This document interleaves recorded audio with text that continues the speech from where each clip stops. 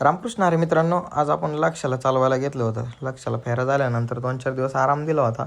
वासरू जरा फ्रेश वाटलं, उड्या वेड्या मारत होतं आणि वासरू जरा खेळ बाहेर चालतंय, त्यामुळं काय केलं तर नथनी बांधली होती. पण तरी पण पूर्ण तोंड तिरकं करूनच चालत होतं वासरू. तुम्ही चालवताना बघू शकता की खालून पण येताना परत दुसऱ्या राऊंडला दमल्यावर पण तसंच करत होतं. मला वाटलं दमल्यावर तरी सरळ होईल, पण दमल्यावर पण वासरू असंच करत होतं. मित्रांनो, वासरू जरी बाहेर तिरकं तोंड करून चालत असलं तरी पण काय विषय नाही, कटाळायचं नाही किंवा वैतागून पण जायचं नाही. नथनी घातले, आपण काम करतोय आपलं, 2-4 दिवसानंतर वासराला पण कळून जाईल की आपल्याला असं असं करायचे. हे पण वासरू बघा, पंढरपूरवरून आलेलं आदत आहे आपल्याकडे आलेला हिरा.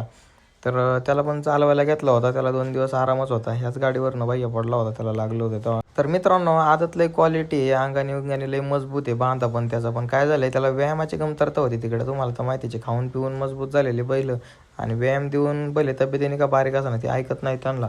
पण ह्याचा तसा काही विषय नाही, जेवढी तब्येत आहे तेवढंच वासरू चंचल पण आहे. नंतर गणेश शेटचं आपल्याकडे वासरू आलेलं आहे, तुम्हाला माहितीच आहे, त्याचा तोंडाचा विषय तुम्हाला दाखवलेला. त्याला पण चालवलं, थोडं बारीक आहे म्हणून त्याला एकच राऊंड चालवला. एक राऊंड म्हणलं तरी जवळजवळ 1 किलोमीटरच्या आसपास झाला. पहिल्यांदाच त्याला आपण तोट्यात घातलं होतं, त्याला चालवून झालं.